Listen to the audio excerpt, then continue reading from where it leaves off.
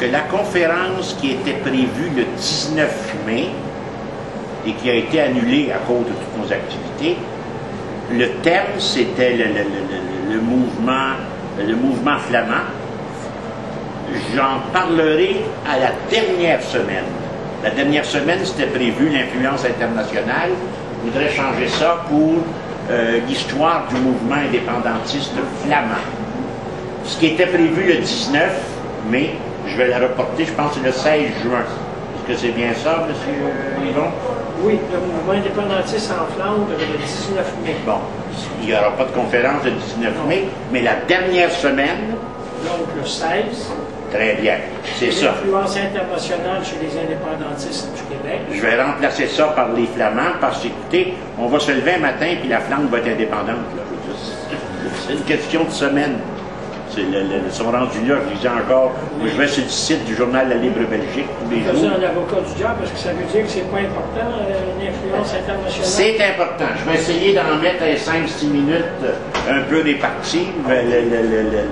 Parce que le mouvement flamand m'apparaît très important parce que c'est sans doute le peuple auquel on ressemble le plus.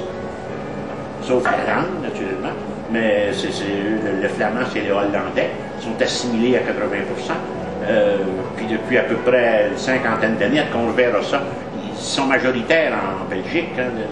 Le drame, c'est Bruxelles. Le drame, c'est Bruxelles, mais nous y reviendrons, simplement pour vous dire. Ce soir, nous allons aller en Corse.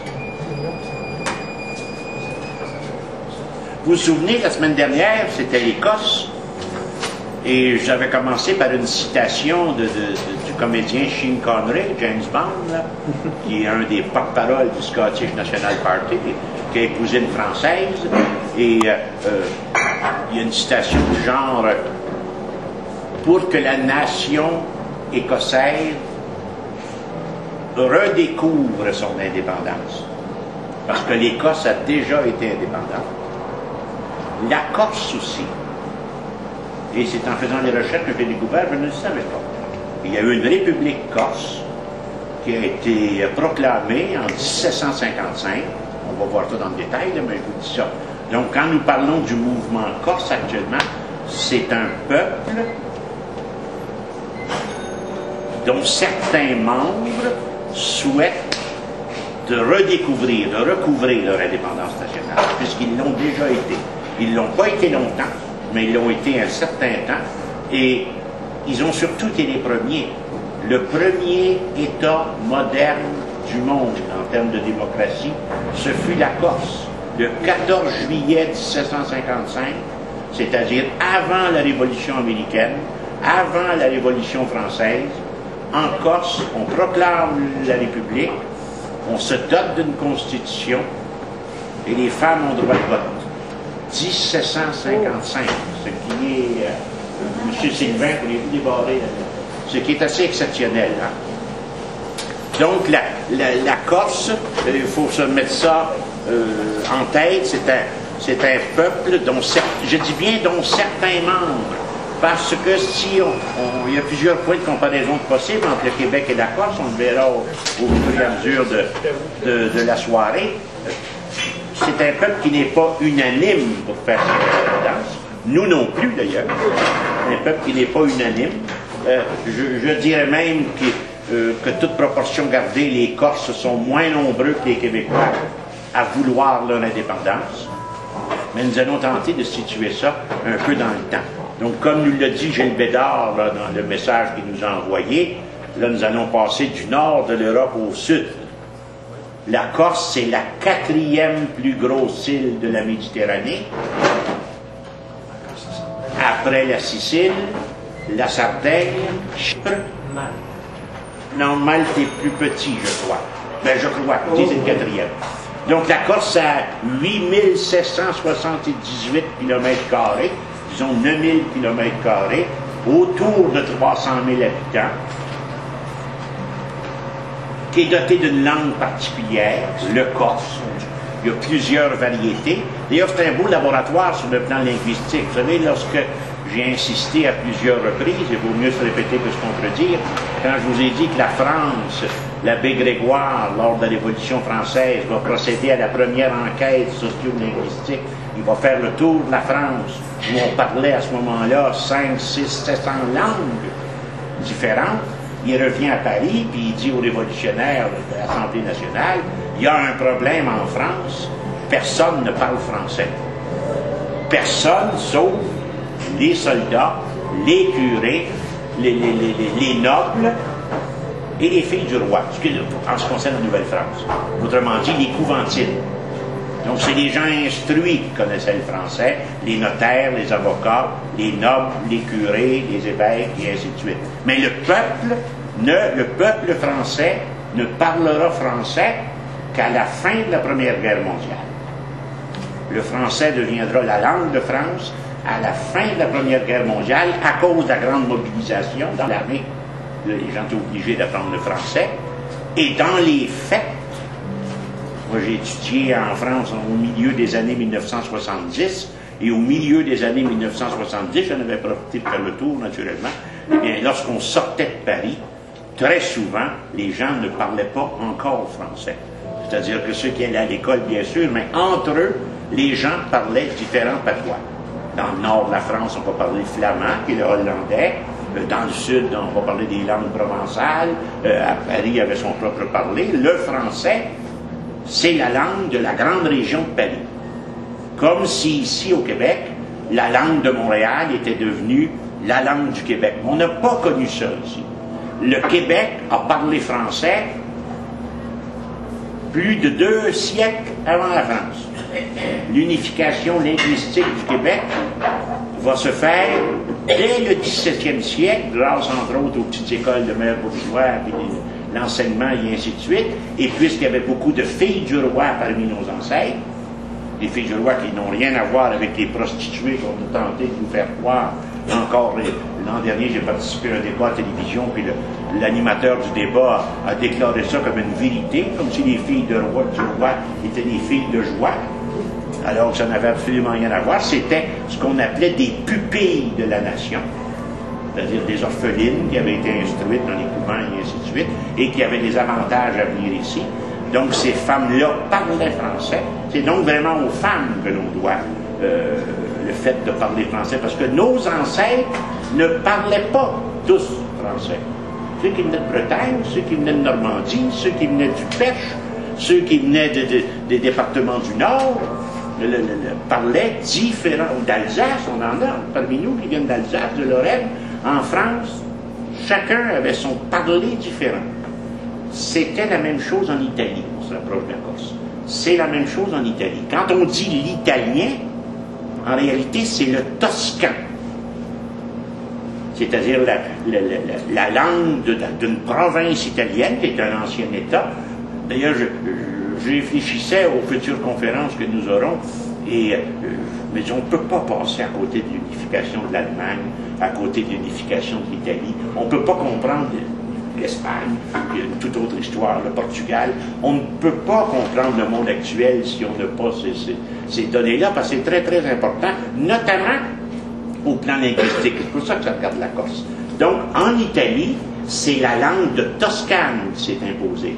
Parce que, si on va à Saint-Léonard, par exemple, moi je demeurais à Montréal-Nord, tout près de chez moi, eh bien, puis dans ma famille, j'ai mes oncles, moi je viens du sud-ouest de Montréal, il y avait de grandes colonies italiennes qui sont arrivées après la Première Guerre mondiale. C'était souvent des gens de Sicile. Eh bien, les Siciliens ne parlent pas la même langue qu'à Rome. Ils ont des patois même entre eux. Vous savez, même les gens qui sont ici, là, ils ne se comprennent pas tous. Ça donne encore... C'était la même chose en Espagne. Ce qu'on appelle l'espagnol n'est pas de l'espagnol. C'est de l'espagnol, mais c'est du castillan, du madrilène. C'est-à-dire que c'est la langue, il y a toujours une langue qui s'impose. C'est pour ça, lorsqu'on discute ici de bilinguisme et ainsi de suite, les langues sont en concurrence. Toujours une qui l'emporte sur les autres. Ça va avec le besoin. Ça n'a rien à voir avec les qualités intrinsèques de la langue, avec sa beauté. C'est une question de besoin. très peu de gens, même parmi nos politiciens, qui savent c'est quoi une langue. Tu sais, on va dire, c'est quoi la langue? Est-ce qu'on pense avec des mots? Est-ce que les mots sont le vêtement de la pensée? Ou la pensée elle-même? Peut-on penser autrement qu'avec des mots? C'est pas facile. La langue est une réponse à un problème de communication. C'est ça la définition la plus appropriée. Moi, j'ai vécu plusieurs années en Hollande, justement parce que je voulais ressentir, pour ensuite l'écrire, qu'est-ce qui se passe en nous quand on se retrouve dans un milieu dont on ignore la langue. Difficile ici, c'est un pays soi-disant bilingue, on ne connaît pas ça. Mais les gens, prenez par exemple la ville de Liège, la ville de Maastricht en Hollande, puis à côté, là, où la ville de La Chapelle, pas La Chapelle, mais Charlemagne, Aix-la-Chapelle, c'est Aachen en allemand. Ça, c'est 3 villes importantes de 3 pays qui parlent 3 langues différentes. Et le lundi, depuis 1200 ans, le marché se fait à Maastricht, le mercredi à Liège, puis le vendredi à Aachen. Eh bien, ils ont développé au fil des ans des langages sur les marchés pour se comprendre. Donc, quand on va en Afrique, on remarque cela. En Afrique, où il y a des centaines, moi je n'emploie jamais le terme dialecte patois, c'est péjoratif. Toutes les langues sont égales. Du moment qu'un son est porteur de sens, c'est une langue. Qu'est-ce que c'est une langue? C'est du bruit qui dit quelque chose. Comme je dis souvent, la table aurait pu s'appeler cochon. C'est une convention. Puis ça existe, ça préexiste à l'individu et ça lui survit. Donc ça vient du groupe, la langue. C'est le groupe qui nous l'impose. C'est la communauté linguistique qui est à la base de toute l'activité linguistique, peut-on dire. Donc les Corses ont leur langue. Ils s'en parlent plusieurs, naturellement. Cependant, aujourd'hui, même s'ils sont très attachés à leur langue, un peu comme les Québécois, les Corses sont plus nombreux à vouloir conserver leur langue qu'à vouloir faire l'indépendance. Je vous dis, il y a beaucoup de points avec nous. Ici, nos gens sont très attachés à la langue.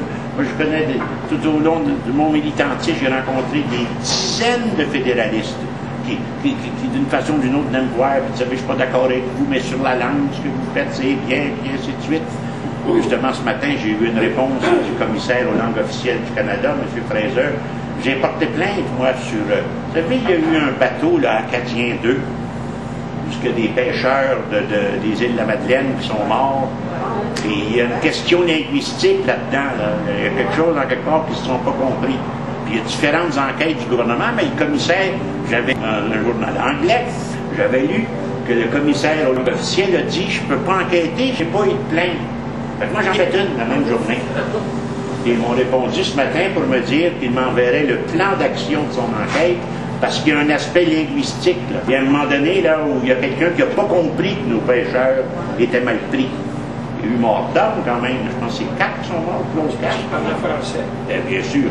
On va le voir, on va faire l'enquête. Donc les Corses sont plus nombreux à être attachés à leur langue qu'à vouloir l'indépendance. Il y a quelque chose aussi là, qui nous dit quelque chose. Qui résonne en nous. Donc c'est une île, on l'appelle l'île de Beauté. Vous avez le drapeau de la Corse, vous l'avez en tête, c'est une tête de mort, non pas M-O-R-T, mais M-A-U-R-E, tête d'arabe. C'est emprunté au drapeau de la Sardaigne. Donc c'est la tête d'un noir avec un bandeau. Et lorsqu'ils ont fait l'indépendance en 1755, le chef indépendantiste, un nommé Paoli, le bandeau sur le drapeau de la Sardaigne, il cache les yeux. Alors que sur le drapeau corse, il a fait mettre le bandeau au-dessus parce qu'il a dit il faut que les Corses voient clair. Oui, ça va toujours. Donc, ce sont des terres habitées depuis toujours, depuis des millénaires, aussi loin qu'on va dans le temps. Là, écoutez, c'est la naissance du monde, la Méditerranée. Notre civilisation vient de la Méditerranée, notre langue vient d'une langue latine, le corse est aussi une langue latine, pour être plus précis, une langue romane, et pour être encore plus précis, une langue italique. C'est presque de l'italien. C'est une forme, une variété d'italien. Donc c'est une terre qui est habitée depuis les millénaires, et vous savez, des fois vous allez entendre ça pour Marseille. Si vous écoutez les nouvelles françaises, vous allez entendre la cité phocéenne. C'est un autre nom pour Marseille, puisque ce sont les Phocéens qui ont fondé Marseille. Vous allez voir, si vous écoutez un peu la télévision française, vous allez entendre cette expression-là. Dans la ville phocéenne, c'est la même chose en Corse. Les Phocéens ont été là dès, presque 1000 ans avant notre ère. Et il y a encore des menhirs là-bas, c'est ce qu'on appelle des statues de menhirs, là, qui sont des guerriers, en fait, qui tentent de défendre l'île. Vous allez voir toute la Corse qu'on appelle l'île de Beauté, parce que remarquez, je ne suis jamais allé. J'ai vu beaucoup de films, mais je ne suis jamais allé. J'étais allé plusieurs fois en Europe, mais je ne suis jamais allé en Corse. Je vais y aller. Je vais y aller certainement. Et donc, il y a tout autour de l'île des grandes tours pour défendre l'île. Donc, vous savez, les insulaires, les Anglais en sont, les insulaires ont une mentalité particulière. Hein? Vous savez, quand on dit les Anglais, là, ils vivent sur l'île, sont comme isolés, ou ainsi de suite, la Corse a aussi cette mentalité-là. Donc, le fait d'appartenir à la communauté corse est un sentiment très fort, parce qu'ils sont séparés du continent, ils sont au milieu de la Méditerranée, c'est à 200 km de Nice, 10 km de la Sardaigne, 80 km en tout cas, ça a appartenu, comme Nice a appartenu à l'Italie longtemps. La Corse, c'est le pays natal de Napoléon Bonaparte, de Tino Rossi. Tino Rossi qui était bien populaire à une certaine époque. Donc, c'est une cité phocéenne, et par la suite, les Phéniciens vont venir là. Ils vont commencer à faire du vin, là, puis de la vigne, puis de l'huile, puis de l'olive, des olives. Cela remonte de l'époque des Phéniciens. En fait, on va dire les Étrusques. C'est quoi les Étrusques? Comme les Italiens, si vous voulez. Mais lorsque l'Empire romain, parce qu'on ne peut pas, il y en a trop, là, parce que je ne me rendrai pas jusqu'en 2008. Lorsque l'Empire romain tombe, toutes les colonies de l'Empire romain vont se peupler de ce qu'on appelle les barbares. Très souvent des Germains, des noms que vous avez entendus, des Ostrogoths, des Visigoths, Ostrogoths. Donc ces gens-là vont peupler l'île, ils vont la développer. Et à un certain moment donné, c'est une île qui va se christianiser très rapidement. Au 5e, au 6e siècle, l'île va devenir chrétienne. D'ailleurs, leur patronne, c'est Sainte Dévote, qui a vécu au 5e siècle. Donc, c'est un peuple très catholique. Il y a aussi une certaine ressemblance avec nous, très attachés à leur foi, très, très pratiquants, sans doute moins aujourd'hui, mais ils le furent pendant longtemps. D'ailleurs, Napoléon avait un oncle qui était cardinal, le cardinal Fesch, F-E-S-C-H, qui était le demi-frère de sa mère, la mère de Napoléon, Laetitia. C'est elle qui avait dit « pour vous que ça dure ». Il avait dit « tous vos enfants sont... » Il avait mis ses frères et sœurs sur tous les trônes d'Europe, et elle avait dit « pourvu que ça dure ». Si vous allez au musée du Louvre, vous allez voir le sacre de Napoléon sur une des plus grandes peintures du Louvre. Sa mère est sur la peinture, mais elle n'était pas là en réalité. Elle n'était pas contente, elle n'était pas... D'ailleurs, les Corses n'aiment pas Napoléon, d'ailleurs. Ils vont le combattre, parce que ça représente la France pour eux, en quelque part. Mais, en tout cas, vous allez comprendre, je ne savais pas encore pourquoi il y avait cette espèce de, non pas de haine, mais en tout cas d'antipathie face à la France. Il y a une raison. On va la découvrir ce soir. Il y a une raison à ça qui s'explique. Comme nous, on peut avoir certaines antipathies vis-à-vis certaines autres cultures non pas qui nous auraient, mais qui nous ont carrément bafoués. À ce moment-là, Donc, toute l'époque du Moyen-Âge, les monastères vont se construire, une féodalité va apparaître tranquillement. La féodalité, c'est comme une noblesse, là. Puis ici, on en a eu, mais c'est très loin, c'est arrêté au milieu des années 1800, vers 1850, 1860. Ici, la féodalité a été abolie, mais ça faisait déjà longtemps que on n'a jamais fonctionné vraiment comme en Europe. C'était un peu spécial ici, notre histoire. Hein? On a été considéré comme une province de France avec des droits particuliers du temps de la Nouvelle-France.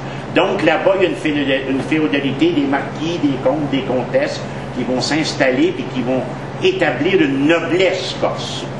Et c'est toujours la noblesse qui, à une certaine époque en tout cas, était porteuse d'idées révolutionnaires. C'est les nobles en France qui vont faire la révolution.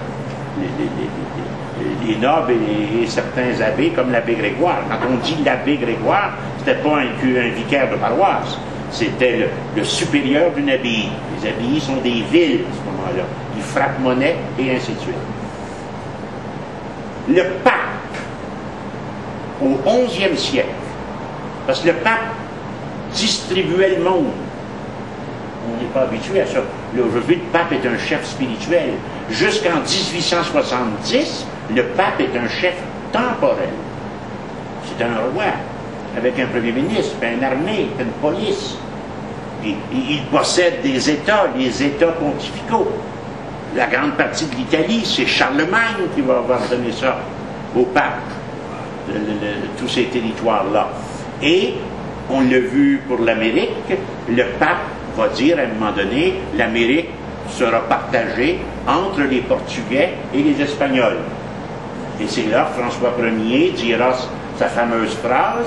N'oubliez pas, François Ier, si vous êtes déjà allé en France ou si vous retournez, si vous allez au Mont-Saint-Michel, bien François Ier a rencontré Jacques Cartier au Mont-Saint-Michel. C'est là que François Ier a dit à Jacques Cartier, vous pouvez aller faire vos explorations et ainsi de suite. Et donc, comme il a fait avec l'Amérique, comme il fera également avec l'Irlande et l'Écosse, rappelez-vous quand le pape va donner l'Irlande à l'Angleterre, comme ça, eh bien, il va donner la Corse à Pise. À ce moment-là, l'Italie, là, c'est, je n'ai pas le chiffre exact, mais je ne me trompe pas beaucoup, c'est une centaine d'États différents. Comme l'Allemagne, d'ailleurs. En Allemagne, là, il y avait 100 rois, princes et ducs, ce que vous voulez, dirigeant chacun un État différent. Pour ça, quand on parle de Verdi, qu'est-ce que ça veut dire, Verdi? C'est un nom de plume. Vittorio Emanuele Re dell'Italia. C'est ça que ça veut dire, Verdi. Victor Emmanuel, roi d'Italie. Et c'était un message politique, là. C'est-à-dire, les Verdi, eux autres voulaient se séparer de l'Autriche, parce que l'Italie appartenait à l'Autriche en grande partie, et pour se libérer de l'Autriche, le mouvement indépendantiste là-bas s'appelait la réunification de l'Italie. De prendre tous ces États-là pour faire l'Italie telle que nous la connaissons actuellement.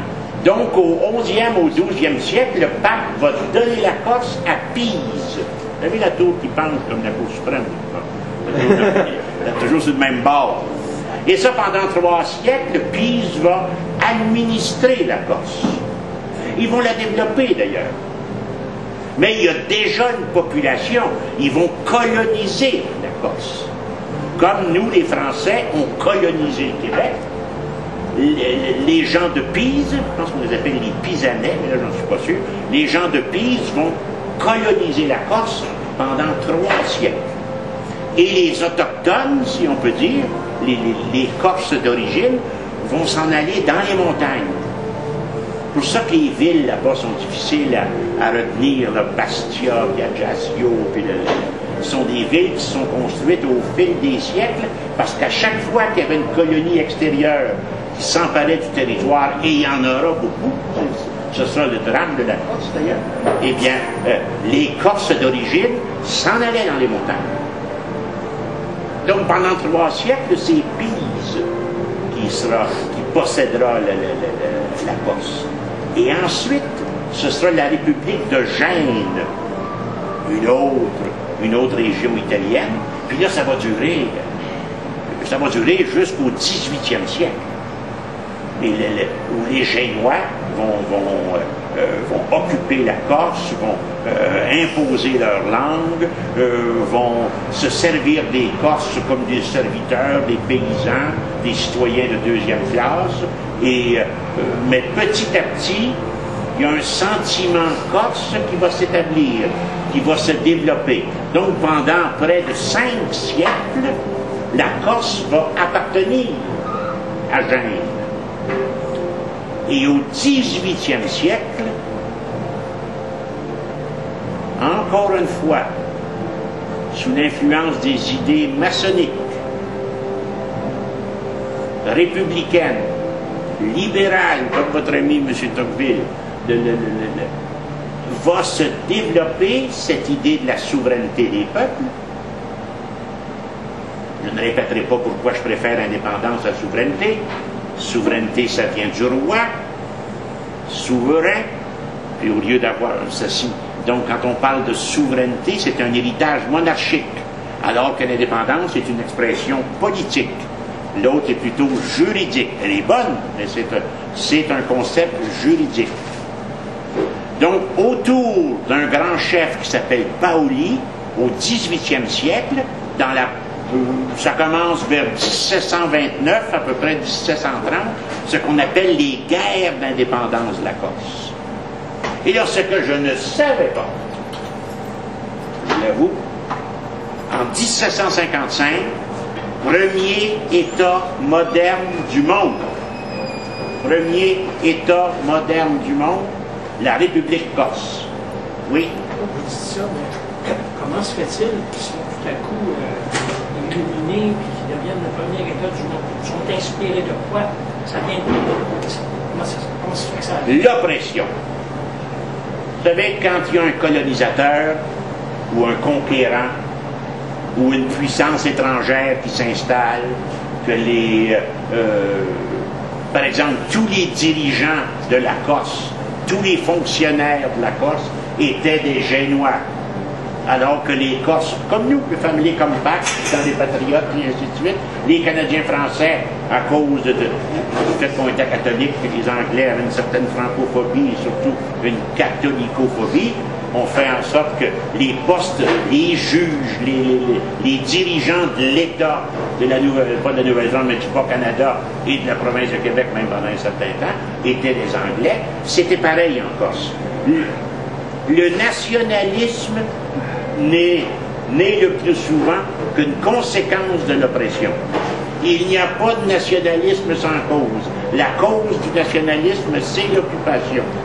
En fait, c'est le racisme, entre guillemets, de l'occupant, du conquérant, du maître, qui génère chez le peuple un sentiment qui est animé par un sentiment de justice naturelle.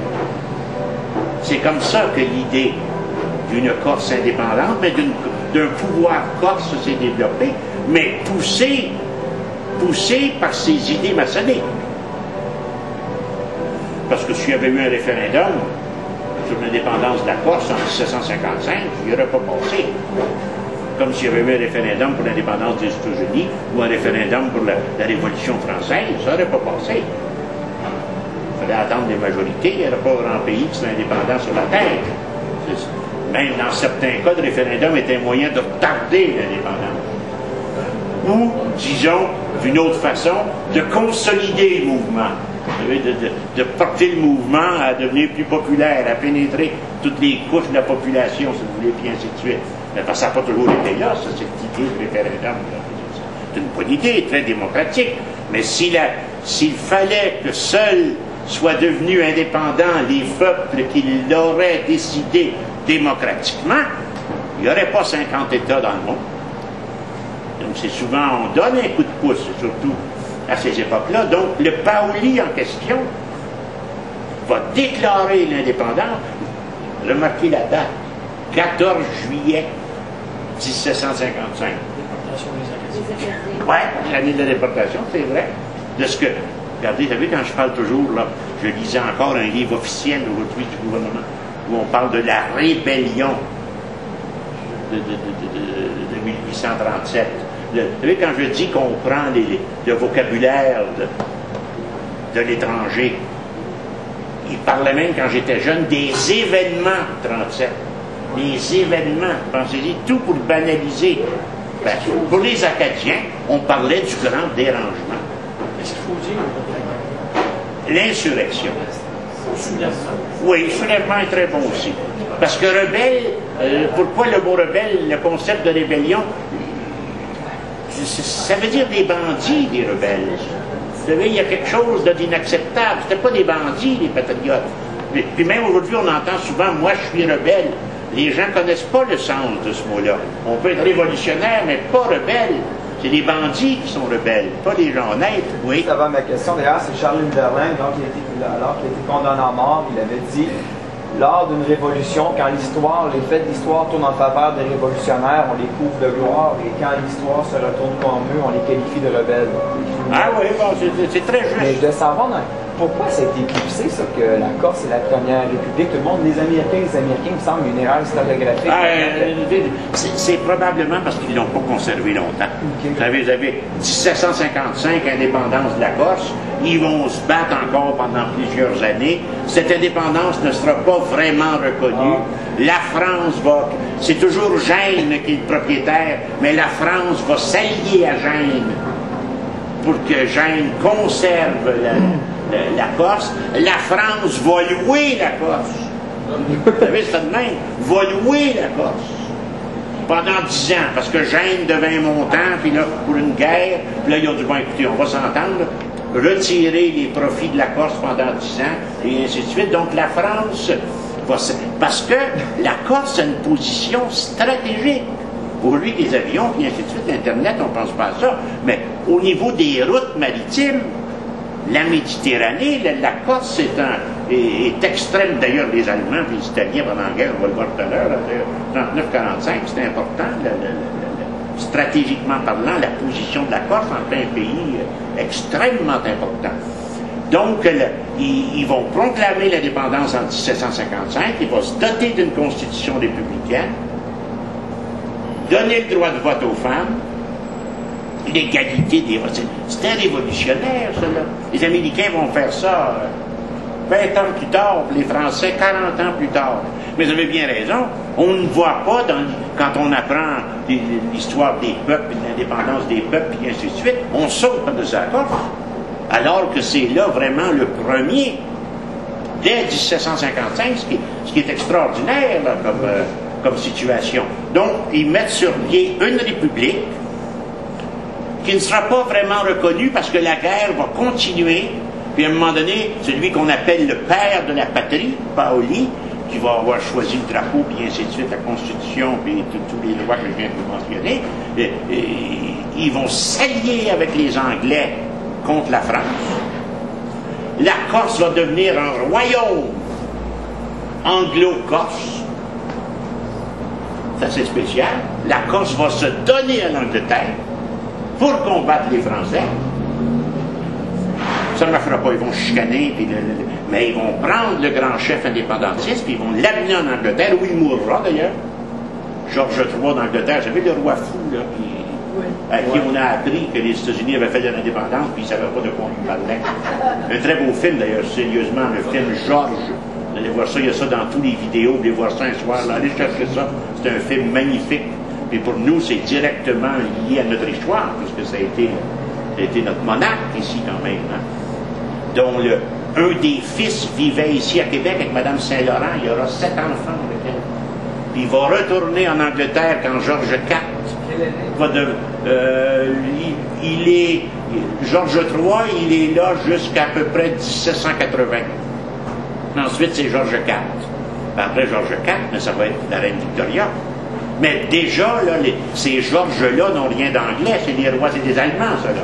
Ils sont allés les chercher à Hanovre pour s'assurer d'avoir une monarchie protestante, pour pas se ramasser avec des rois catholiques qui pourraient venir d'Écosse. Rappelez-vous un peu la semaine dernière. Vous savez, les Écossais, il y a des catholiques, Marie Stuart et ainsi de suite, ses frères. Là, puis, donc, pour éviter ça, les Anglais vont aller chercher un descendant en Allemagne, le roi de Hanovre, ils vont le mettre sur le trône.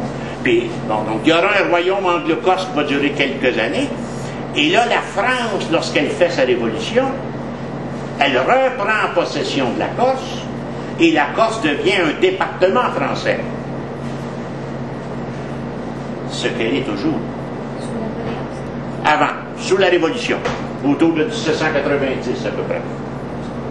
Donc la Corse devient nettement une possession française, ce qui, les gens sont assez anti-français, mais ils vont devenir davantage plus tard. C'est tout récent, à peu près 40 ans qu'il y a vraiment là, un mouvement très très fort. Vous allez voir, parce qu'on aura réussi à coloniser la Corse.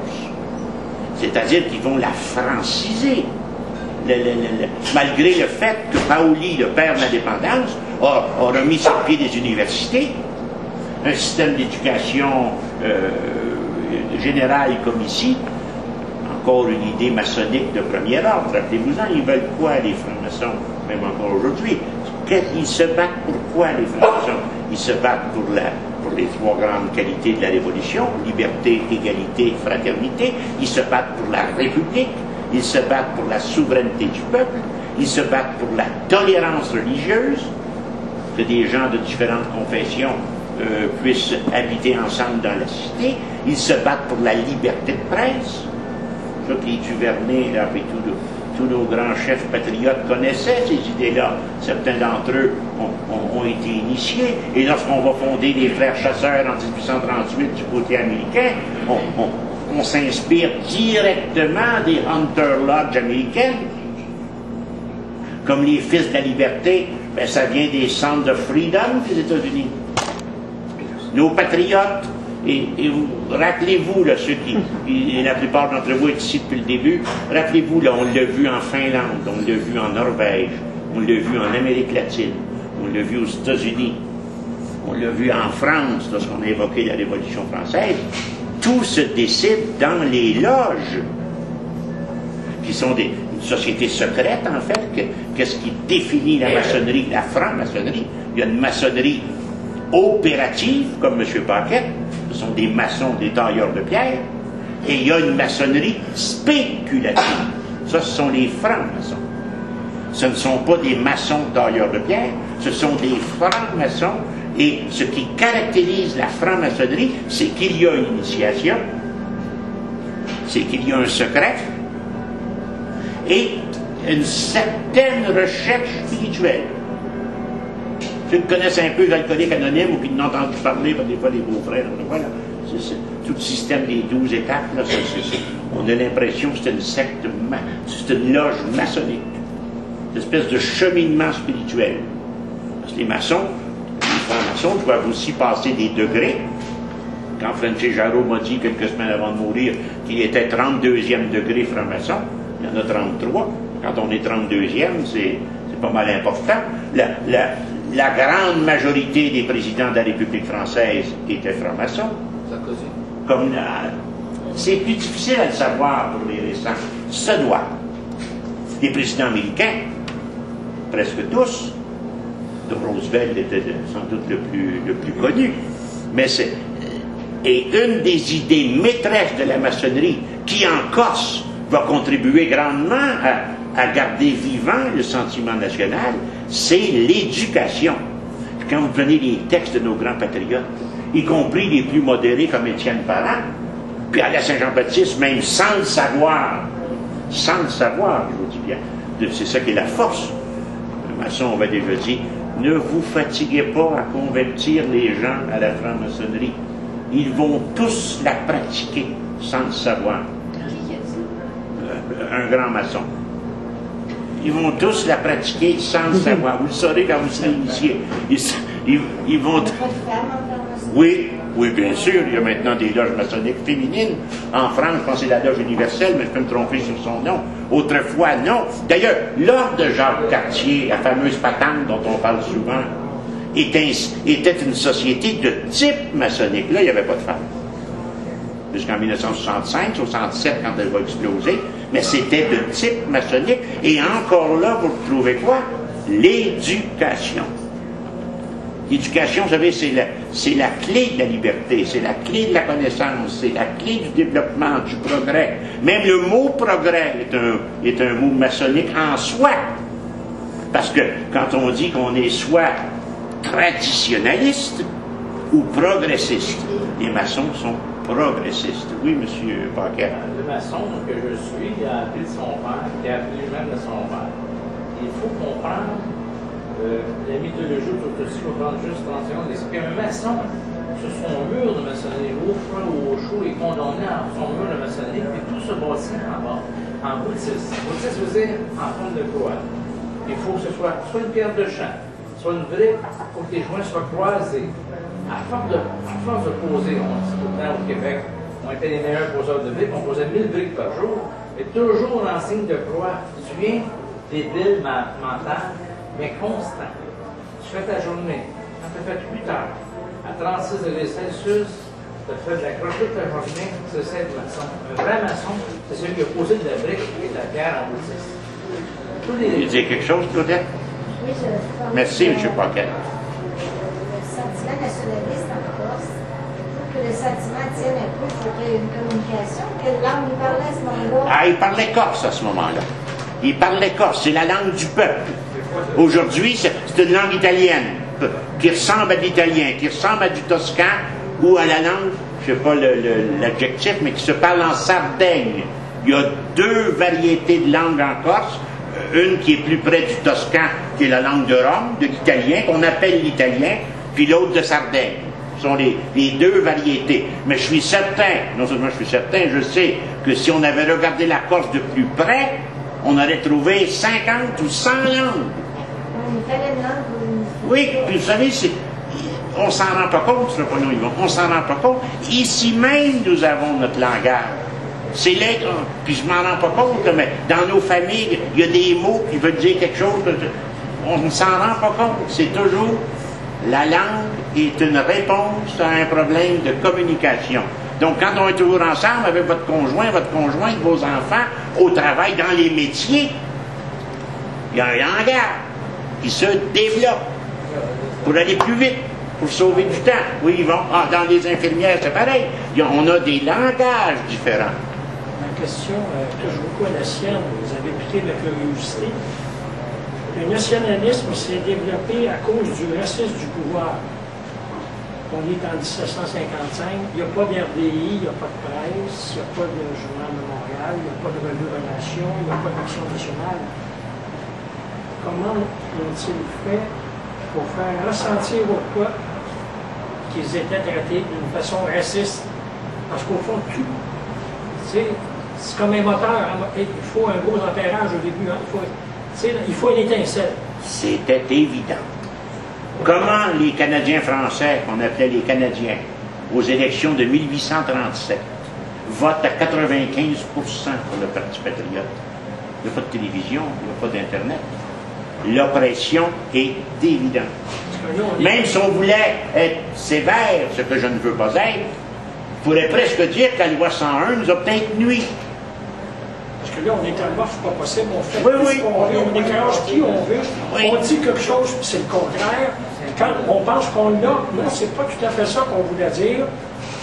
Les maîtres du monde... Les budgets, c'est réparti sur 8 ans, c'est pas possible. Les maîtres du monde ont bien compris une chose. Autrefois, on emprisonnait les gens, j'allais dire comme moi, disons comme nous, il y a 200 ans, nous sommes tous en prison. Si on était en octobre 70, on serait tout arrêtés, nous autres, ça serait pas long. Soyez sûrs de ça, ils savent tout ce que vous restez, et ainsi de suite. Les maîtres du monde ont compris, avec les siècles, vous voulez avoir de la liberté de parole, on vous la donner. Dites ce que vous voulez. Mais on peut tellement dire n'importe quoi qu'il n'y a plus personne qui écoute. Vous savez, comprenez-vous ce que je veux dire? Mais à cette époque-là, l'oppression était évidente. Si la police était française, le juge était français, le capitaine de l'armée était français, les Corses n'avaient pas besoin de lui donner un cours sur l'histoire du réel. Ils la vivaient, l'oppression, tous les jours. Pourquoi? J'ai envie de vous dire, moi, à Verdun, qui viens de Verdun, je suis indépendantiste à 14 ans. Ben, pourquoi? Parce que moi, je suis dans une école. D'ailleurs, M. Plante, notre ami M. Plante de la Prairie, pourrait confirmer ce que je vais vous dire. Nous autres, en 8e année, je suis au collège Jean-Jacques Ollier, dans une école condamnée par le service des incendies. Pendant ce temps-là, le Verdun High School a une piscine de type olympique. En même temps, j'ai pas lu la Laurentie. J'ai retrouvé ça par la suite, mais comprenez-vous le lien que cette fête, c'est-à-dire l'oppression, il faut que l'oppression. D'ailleurs, quand le Parti québécois était au pouvoir en 1976, comment ça se fait que les Anglais, qui sont toujours sacrés tout au plan politique, se sont mobilisés, se sentaient menacés. Sans raison, là, mais ils se sentaient menacés. Ils se sentaient violés dans ce qui leur apparaissait comme étant des droits.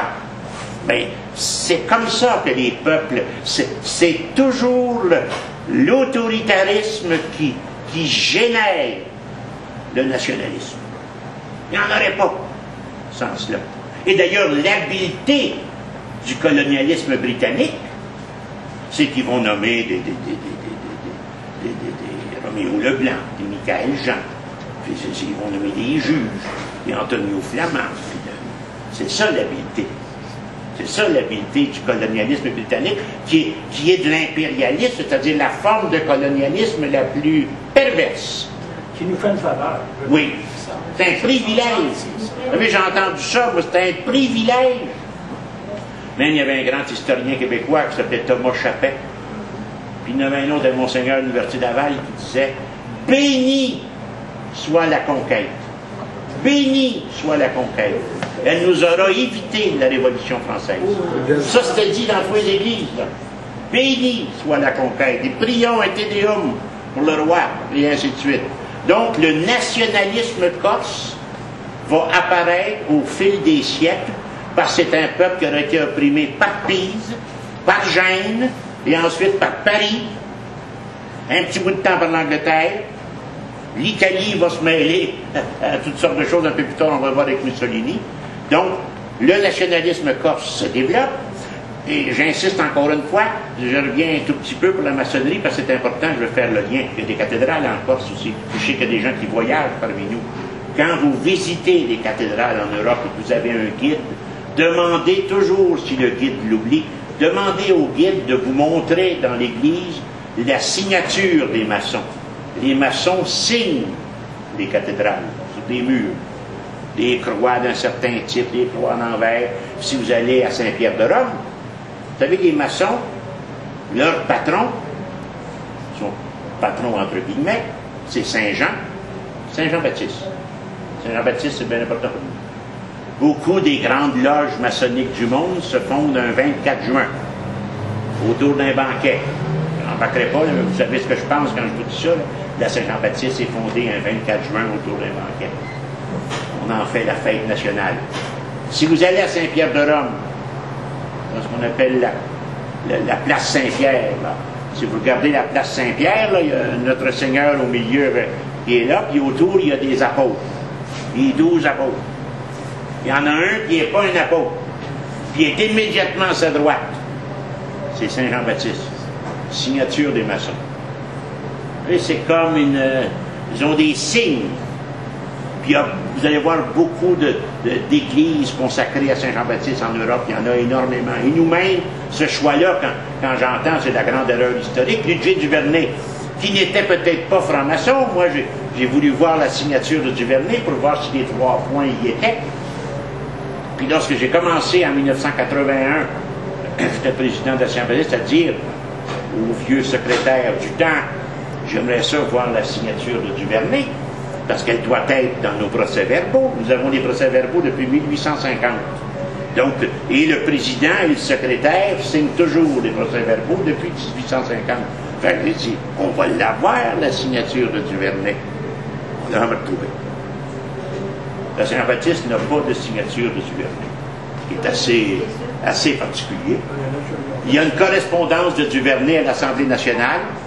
Ses lettres sont là, parce qu'il était député. Il était député dans le coin de Lavaltrie.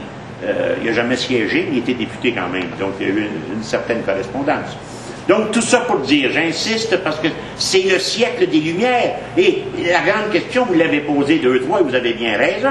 Comment se fait-il qu'on ne nous ait pas dit que la Corse était le premier État moderne du monde? Alors que Jean-Jacques Rousseau a écrit des dizaines de pages en hommage à la Corse. Vous le dites, c'est en première place. Jean-Jacques Rousseau, qui est le penseur des Lumières, le rationalisme, comme on vous expliqué à quelques reprises. Vous savez, on remplace l'autorité de Dieu par l'autorité de la raison, Dieu ou Darwin. On remplace l'autorité de Dieu par l'autorité de la raison. Les lumières de la raison nous font découvrir la vérité. On est tellement imprégné de ça qu'on va dire à nos enfants, nos neveux, nos nièces, avec ton propre raisonnement, tu vas être capable de distinguer le bien du mal. Même les tribunaux reprennent cette expression-là pour savoir si quelqu'un est apte à subir un procès. Peut-il distinguer le bien du mal? Avant le 18e siècle, c'est le clergé, donc Dieu, qui décidait du bien et du mal. Depuis le 18e siècle, on dit notre raison, ma raison suffit à savoir ce qui est bien puis à savoir ce qui est mal, et aucune autorité ne peut me dicter quoi faire. Donc, cette pensée, son vrai nom, là, c'est la pensée libérale. C'est ça, le libéralisme. Qu'est-ce que ça veut dire, libéralisme? Quel mot ça vient? Ça vient du mot liberté. C'est quoi un libéralisme? C'est pas Jean Charest et Robert Bourassa. Le libéralisme, c'est la liberté de penser, la liberté de parole, la liberté de croyance, la liberté de discours, la liberté d'association, ce qu'on appelait les droits de l'homme. Ça vient de liberté? Ça vient du mot liberté. Ou ça vient de livre? Non, liberté vient de livre aussi. Libère. Oui. Oui, absolument, l'origine ancienne. Libère, on avait liber primus, vous le livre de latin. Oui, le mot liberté vient du mot livre. C'est la base de tout. Toute ma vie au collège, on m'a bien dit que la raison, la seule raison, c'est pas bon. C'est en second, en tout cas. Ça vient après Dieu. Mais vous, comme moi, comme dirait Marcel Trudel, le grand historien de Laval, qui connaît bien les maçons d'ailleurs, disait toujours « Je suis né au Moyen-Âge ». Nous sommes nés au Moyen-Âge. Nous avons grandi au Moyen-Âge, nous avons été éduqués au Moyen-Âge. C'est le Concile là, qui va rester ici au Québec, sans doute le moment le plus important. On dit le Concile, mais le Concile, c'est la Révolution tranquille, c'est le mouvement indépendantiste, c'est la fin de l'hégémonie ecclésiastique, si on peut dire. Vous savez, c'est un grand moment de l'histoire du monde, le Concile. On est encore trop près. Quand ils écriront l'histoire du monde dans 400-500 ans, là, les années actuelles, ça va passer vite. Là. Le Concile, ça va arriver comme étant un moment important. Les années 60, mai 68. Vous savez, ça va tout ensemble. On prend une petite pause. Je en profite pour vous dire, vous prenez... Oui, toujours, tous les ans, oui. Donc, la Révolution française met fin à la République, si on peut dire, de Corse, et on intègre la Corse comme étant un ou deux départements français, il y en aura deux à un certain moment donné. Puis lors de l'arrivée de Napoléon, contrairement à ce qu'on pourrait penser, Napoléon va être épouvantable pour la Corse. Et pourtant, Napoléon n'a pas que des défauts. Hein? Je pensais à ça également en préparant ça. Je me dis, à un moment donné, il faudrait faire une série sur les grands personnages qui auront eu un rapport avec nous. Napoléon nous a promis l'indépendance. C'est pas pour rien qu'on avait des Napoléons, des Jérôme, des Eugène, des Louis-Napoléon, des Louis, des Joséphine. Pourquoi qu'on en a beaucoup? C'est parce qu'il y a eu ici un mouvement bonapartiste très, très fort. Il y a aussi exécrable, Trudeau, chrétien, etc. Face à Tito, face à son peuple, si on peut dire. Mais Napoléon a un rôle à jouer ici. Vous savez, il a dit aux Canadiens français, d'ailleurs, il faut lire Famille sans nom de Jules Verne. Ça a été réédité dernièrement. Là, si vous trouvez ça, c'est un des magnifiques romans de Jules Verne qui raconte l'histoire des patriotes. Famille sans nom, autour d'un personnage central, s'appelle d'ailleurs Jean sans nom. Mais Napoléon dira, lorsqu'il est empereur, il va dire « Je vais aller reconquérir le Canada. Je vais libérer les Canadiens français. » Et si vous allez à Paris, je cherche le nom, là, ce qu'on appelle maintenant la place Charles de Gaulle, là, il y a un arc de triomphe.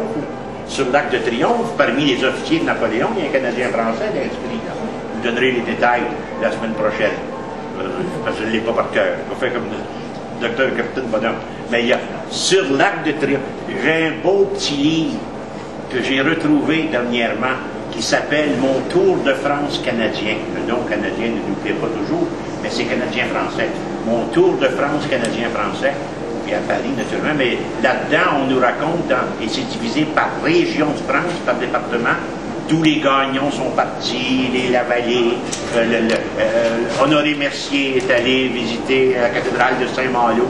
Mais sur l'Arc de Triomphe, à Paris, un des grands officiers de Napoléon est un Canadien français. Donc, non seulement il savait qu'on existait, mais il nous était favorable. Mais pour la Corse, il va être terrible. Il va suspendre les libertés civiles, une espèce de loi des mesures de guerre. Il va suspendre la Constitution, pour être plus précis.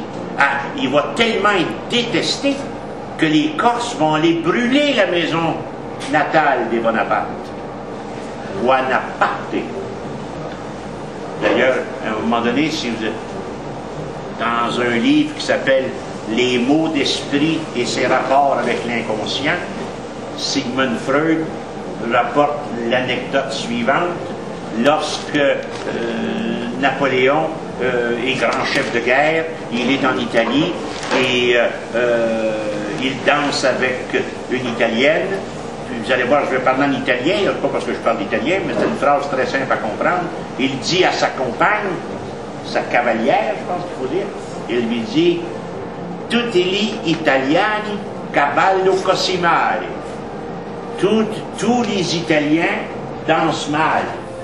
Et la bonne italienne patriote lui répond « Non tutti, signor, ma Buonaparte, Buonaparte ». Pas tous, mais une bonne partie. Donc, les Bonaparte sont une grande famille d'Italie, de Corse, qui d'ailleurs, dans une certaine mesure, vont appartenir à la noblesse corse. Mais comme beaucoup de chefs, M. Lavallée en faisait la remarque, il a été très sévère avec la Corse, la fermeture des universités en Corse. Donc, pour les franciser beaucoup, c'était un républicain, à un moment donné, il était associé à la République, ensuite il va devenir empereur, naturellement. Mais lorsqu'il va être emprisonné la première fois à l'île, lorsqu'on va s'en aller à l'île d'Elbe, à Ajaccio, on va faire des feux de joie. On va être content parce qu'on ne l'aime pas.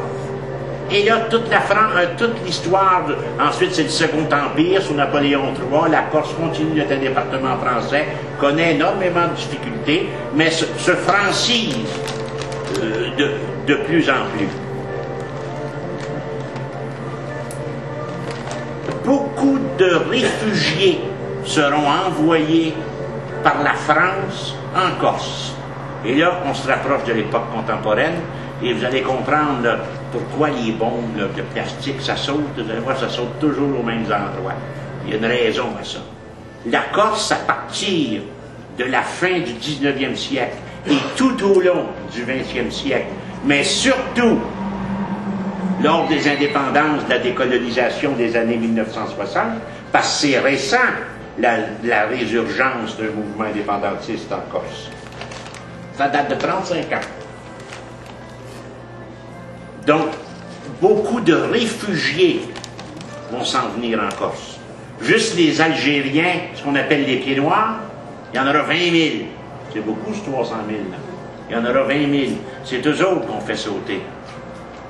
Pourquoi la Corse? Parce que c'est magnifique, la Corse, je suis pas allé, mais la Côte d'Azur, moi, je suis allé souvent.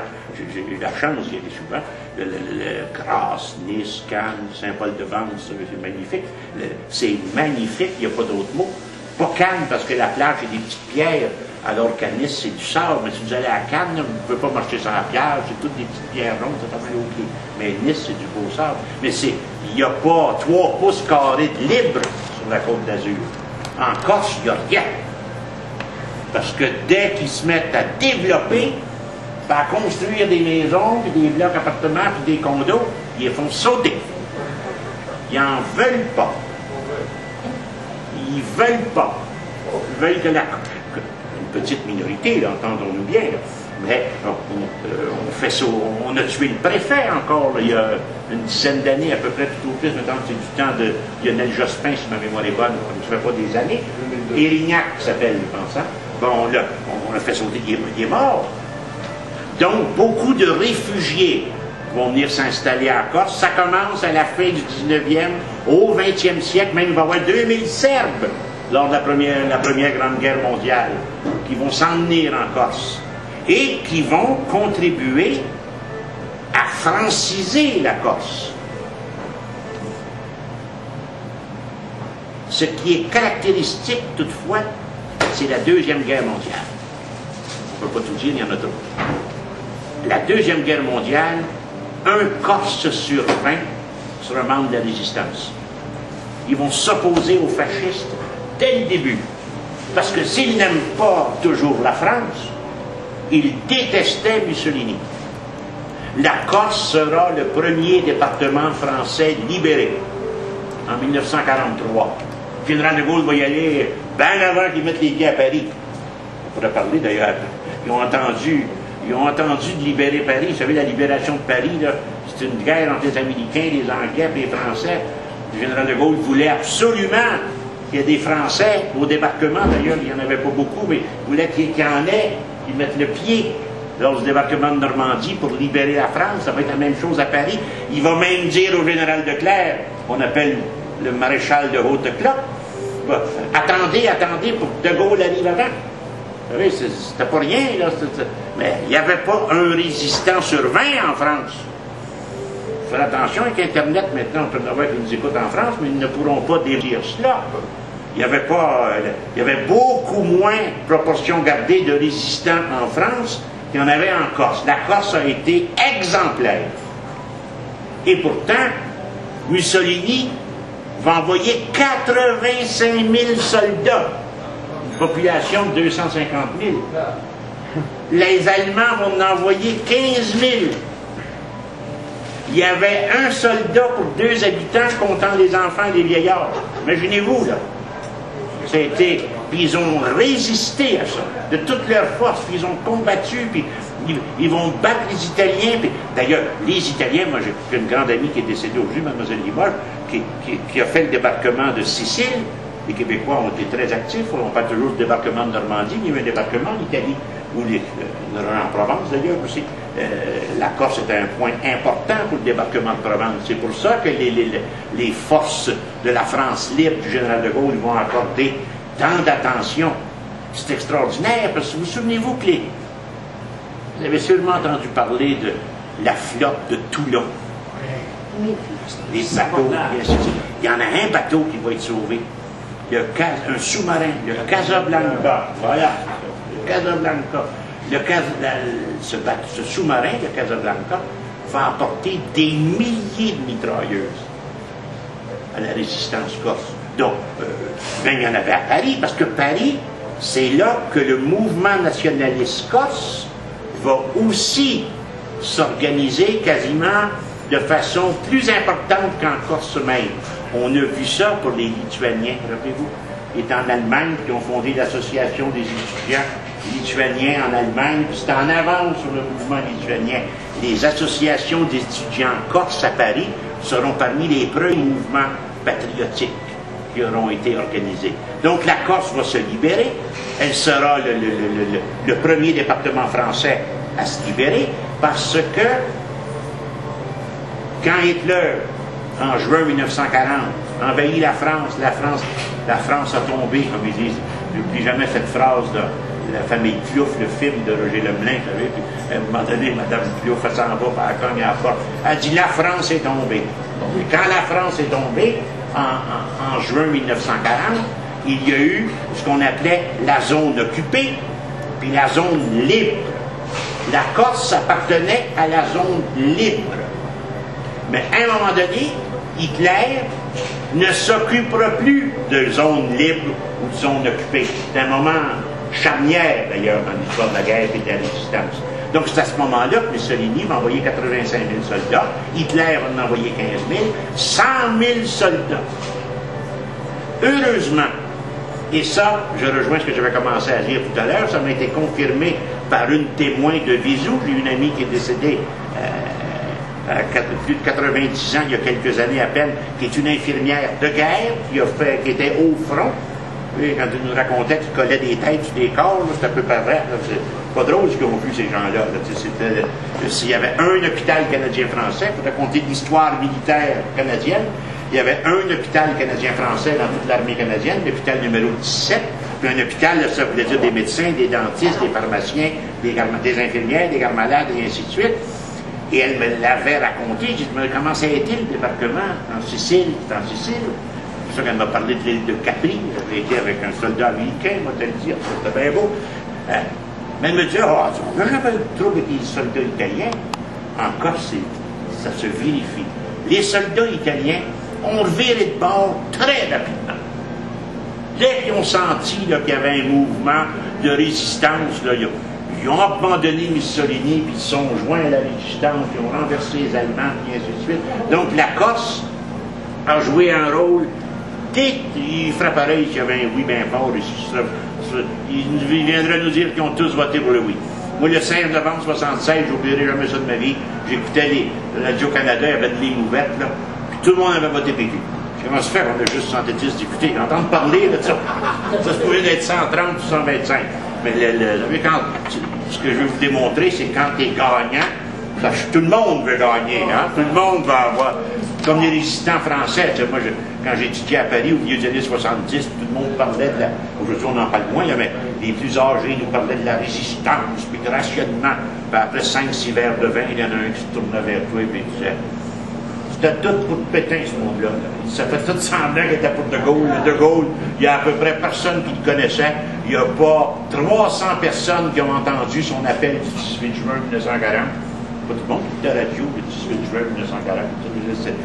Je veux simplement dire que, a posteriori, après les faits, c'est toujours plus facile de n'importe qui va dire j'ai bien connu René Lévesque. C'est facile de dire, on peut dire n'importe quoi. Donc la Corse se libère, la France se libère, et là, sous le général de Gaulle, quand les pays qu'on appelle les colonies françaises deviennent indépendantes, rappelez-vous les semaines qu'on a passées sur les pays de la décolonisation, là, qui petit à petit sont devenus des républiques l'une après l'autre, et que l'ONU a mis une règle très stricte qu'on oublie, donc personne ne parle. Il y a eu un référendum au Cameroun, je pense qu'en 1956. Et l'ONU a décidé que pour voter sur l'indépendance du Cameroun lors du référendum, il fallait être né au Cameroun. Ça, c'est l'ONU, c'est pas l'ONU. Règle de l'ONU, pour participer à un référendum sur l'indépendance, il fallait être né. Pour une raison très simple, pourquoi prendre les nouveaux citoyens en otage? Pensez-y, là, quelque part, ça n'a pas de sens. Donc, quand ces pays-là deviennent indépendants, les colons, ce qu'on peut appeler les colons, comme les pieds noirs en Algérie, beaucoup vont s'en aller en Corse. 20 000 pieds noirs, entre 15 et 20 000. Et la population corse n'acceptera pas cela. Et ce n'est qu'en 1975 que le mouvement indépendantiste corse, qui est minoritaire et qu'il demeure, va se réorganiser. Mais c'est tellement difficile de distinguer la mafia du mouvement indépendantiste qu'on ne sait pas qui met les bombes. Ici, on ne sait pas si c'est la GRC ou les Patriotes, ce n'est pas du temps la GRC. Là-bas, ils ne savent pas si c'est des Patriotes corses ou si c'est crapuleux de refaire, parce qu'il y a bien des règlements de compte. N'oubliez pas que ce qu'on appelle la dette du sang date du 10e siècle encore, ce qu'on appelle la vendetta. Pour nous, on n'a pas ces traditions-là. On en a des traditions. Le sucre d'érable, l'eau de Pâques, on en a des traditions. On en a, vous savez, au jour de l'an, moi je me souviens où le plus jeune allait sur le plus âgé, puis on remontait, puis moi ma mère qui était une des dernières, disait toujours on peut pas tout tenir au monde en même temps, là chez nous avec ça. Mais en Corse, la vendetta existe depuis plus de 1000 ans. Et la vendetta, et c'est ça, il y a peu de gens qui le savent, je ne le savais pas en tout cas, c'est valable, parce que c'est comme une dette, là. Si tu me fais quelque chose, je vais te tuer. Mais c'est bon pour cette génération. Vous savez, je vais te tuer parce que ton arrière-grand-père donne une claque au mien. Trudeau ne rien de méchant. Imaginez-vous, là, c'est le temps pour... On pourrait venger les patriotes, parce que ça fait pas 7 générations, les patriotes. Moi, c'est le grand-père de mon grand-père, Désiré Bourbonnais, qui était patriote. On est à la 6e génération, on est rendu à la 7e. C'est le temps qu'on règle ça. Donc, le mouvement indépendantiste s'organise, mais ne rencontre pas vraiment l'aval de la population. Il n'y a, nous non plus d'ailleurs, mais les indépendantistes, nous sommes plus nombreux au Québec qu'en Corse, si on regarde proportion gardée. Et la France tente quand même certains accommodements, si on peut dire. Et c'est comme ici. La violence ne fait pas avancer la cause. C'est pour ça que ça se demandait pour qui travaillent ceux qu'on appelle là-bas les crimes, les auteurs des crimes crapuleux. Parce qu'ils disent toujours, c'est-tu un geste politique ou c'est une vengeance de mafia, de clubs, d'argent de la drogue. Il y a beaucoup d'action dans ce domaine-là également. Donc le mouvement Corse, je te mener là-dessus, est-ce que l'indépendance de la Corse se réalisera? Seuls les Corses peuvent le dire. Mais disons qu'il n'y a rien qui l'annonce comme tel. Et la République française, il n'y a pas de référendum à l'horizon.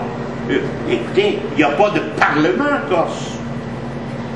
Ça prend une instance politique. Nous, ici, ce que nous avons, je ne dis pas que c'est mieux, là, c'est différent. Nous avons une instance politique. Les Irlandais sont assez nombreux. Vous avez le Sinn Féin, lorsqu'ils déclarent l'indépendance en Pâques 1917, puis l'équivalent du Bloc québécois, au lieu de s'en aller à Londres siéger, ils viennent d'être élus, disent on ne va pas à Londres, on s'en va à Dublin, puis on déclare l'indépendance. Mais eux, qu'est-ce que vous voulez? S'il y a 2 départements en Corse, là, il y a 3 ou 4 députés. On parle d'une population de 300 000, là, c'est le 5e de la ville de Montréal. Donc, voyez-vous, c'est sûr qu'il y a des pays où ils sont moins nombreux, mais c'est quand même des petits peuples, mais en tant que peuple, nous sommes solidaires des revendications nationales de la Corse. Moi, je suis pour le plus grand respect de la langue corse, pour le plus grand respect de l'identité culturelle corse, pour des liens de plus en plus étroits avec eux. Mais ce qui est important de comprendre, et je pense que la leçon que nous avons à tirer, M. Lavallée l'a bien souligné tout à l'heure, le nationalisme, c'est un sentiment qui se nourrit du rejet. C'est un sentiment qui se nourrit du rejet, de l'injustice, des violations des droits, du territoire, de la négation de l'identité culturelle. C'est ça qui nourrit le nationalisme. Et ça, c'est la leçon à retirer de ça. Puis l'autre leçon, c'est oui, M. Larochelle? Mais il peut y avoir une autre forme de nationalisme, comme on en voit aux États-Unis, qui est fondée sur cultiver l'hégémonie, cultiver l'esprit de domination. Comment il s'appelle? Donc, Michel Brunet, il était vice-président de la Saint-Jean-Baptiste, puis moi, quand j'étais président, il était sur plusieurs comités, c'était un homme charmant, soit dit en passant. Il avait l'habitude de se citer lui-même, mais il pouvait le faire. Il avait écrit assez de livres pour ça. Il disait, bon, mais j'ai dit dans tel livre, telle chose. Il disait toujours, n'oubliez pas, M. le Président, qu'il y a 2 sortes de nationalistes. Il y a 2 sortes de nationalisme. Il y a un nationalisme expansionniste. Puis il y a un nationalisme de défense, de décolonisation, si on peut dire. Le nationalisme expansionniste, c'est le nationalisme qui veut s'imposer aux autres. Le nationalisme québécois n'est pas ainsi. Il y a un 3e, l'hédonisme. Ah, l'hédonisme, oui. Donc, le nationalisme expansionniste, c'est sans nous, le monde ne serait pas le même. Le Canada a un nationalisme expansionniste. Parce qu'il nous dit, sans le Canada, le Québec, vous ne seriez pas capable. Vous ne seriez pas capable d'entretenir la liberté. Vous ne seriez pas capable de respecter les droits civiques. Vous savez, un nationalisme expansionniste. De décolonisation. De défense de nos droits. C'est un nationalisme qui cherche à redonner à une population un pouvoir qu'elle n'a pas. de décolonisation, un nationalisme hégémonique, là, ou hégémonique comme l'avez bien dit, c'est un nationalisme particulier. Les Allemands, puis les Italiens dans une certaine mesure, mais surtout les Allemands, c'était un nationalisme expansionniste. La culture aryenne, la pensée allemande, on va changer le monde. Puis les Japonais pensaient un peu comme ça aussi. Sans le Japon, l'Asie ne serait pas la même, nous faut imposer notre civilisation, notre culture, notre foi, et ainsi de suite. C'est un nationalisme expansionniste. Et les nationalistes, je termine là-dessus, ne débloquent pas tous sur l'indépendantisme. Il y a des peuples qui ne... Pour ça, quand j'entends, je vais vraiment terminer parce qu'on n'arrêtera jamais, quand j'entends le Québec est le seul peuple du monde à se refuser, à se dire non à lui-même, rien n'est plus faux. Il y a des centaines de peuples qui se sont dit non à eux-mêmes. À commencer par notre civilisation, les Gaulois, on ne répétera jamais assez, les Gaulois, l'Empire romain, les peuples envahis par Rome, ils ont couru pour se latiniser. C'est la même chose que s'angliciser. L'armée romaine, il n'y avait plus de Romains dedans. Il y a ce qu'on appelait des barbares. Barbares, ça ne veut pas dire autre chose que non-romains. Donc, c'était des mercenaires. Juste les officiers qui étaient des Romains. Et encore, la majorité des soldats, donc les Gaulois, ont couru pour se donner à Rome. Je ne tiens pas des voisins. Oui, dans les Romains, une civilisation supérieure. Tout à fait. Beaucoup des nôtres. Ce qui n'est pas le cas ici. Ce qui n'est pas le cas pour nous. Mais beaucoup des nôtres. Moi j'ai grandi à Verdun, puis je me rappelle de familles sur lesquelles je pourrais mettre des noms. Et même dans ma propre famille, s'angliciser, c'était faire un pas en avant. Lord Durham l'avait dit. Ah oui, et beaucoup des nôtres, même encore le croient. On a des bons fédéralistes là, qui croient sincèrement que parce qu'on appartient au Canada, on est mieux. D'ailleurs, quand on dit le passeport canadien, j'ai entendu, moi je termine là pour terminer, j'ai entendu Stéphane Dion dire à la Chambre des communes, il y a 2 ans, la phrase suivante. Tous les jours sur la Terre, il y a des milliards d'hommes qui rêvent au Canada. Pensez à ça. Stéphane Dion. Tous les jours, des milliards d'hommes rêvent au Canada. Ça voudrait dire que l'humanité vit un cauchemar. Bonne semaine. LSD, ça pense 60.